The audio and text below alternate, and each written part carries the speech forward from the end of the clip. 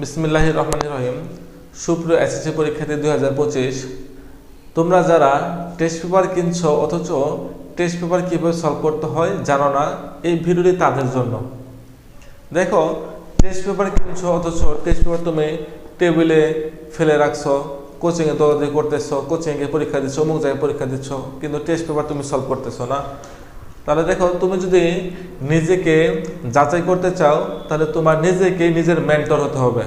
অর্থাৎ তুমি নিজে পরীক্ষা দিবা এবং নিজে সমস্যাগুলো খুঁজে বের করবা এবং তোমার যে সাবজেক্টের সমস্যা সেই সাবজেক্টটা তোমাকে আগে শুরু করবা এবং টার্গেট করবা ওই সাবজেক্টটা 2 থেকে 3 দিনের মধ্যে শেষ করা।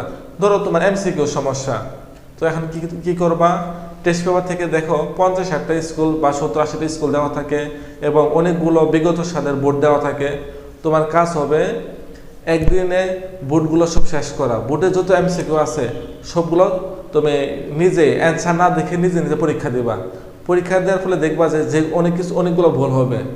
যেগুলো ভুল হবে সেগুলো তুমি আলাদা একটা খাতায় নোট করবা, সুন্দরভাবে নোট করবা এবং সবগুলো যখন বোর্ড শেষ হবে পরীক্ষা দেওয়া তখন একসাথে সমস্যাগুলো সমাধান করবা। এক্ষেত্রে দেখা যাবে এই সমস্যাগুলো যে নোট করা থাকলো, পরীক্ষার আগের দিন তুমি যখন ওই সাবজেক্টটা পড়তে বসবা এই সমস্যাগুলো এক নজর দেখলে তোমার সব মনে পড়বে। এই একটা বিষয় গেল।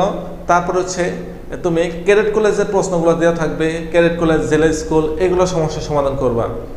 একদিন তুমি বোর্ডের সমস্যা সমাধান করবা, একদিন ক্যাডেট কলেজ এবং জেলা স্কুল সমাধান করবা এবং আরেকদিন অন্যান্য স্কুলগুলোর সমস্যা সমাধান করবা। পরে দেখা যাবে যে সকল সমস্যা তোমার একসাথে নোট করা থাকবে। পরবর্তীতে আলাদা আলাদাভাবে তোমার খুঁজতে হবে না। এইভাবে তুমি এমসিকিউগুলো সব শেষ করবা, 2 দিন বা 3 দিনে শেষ করবা। তারপরে তুমি সৃজনশীল এভাবে সমাধান করবা। সৃজনশীলতে একটু সময় বেশি লাগবে, বিশেষ করে যেগুলো তুমি এক নজর দেখলে বুঝতে পারবা সেগুলো তোমার দেখার দরকার নাই।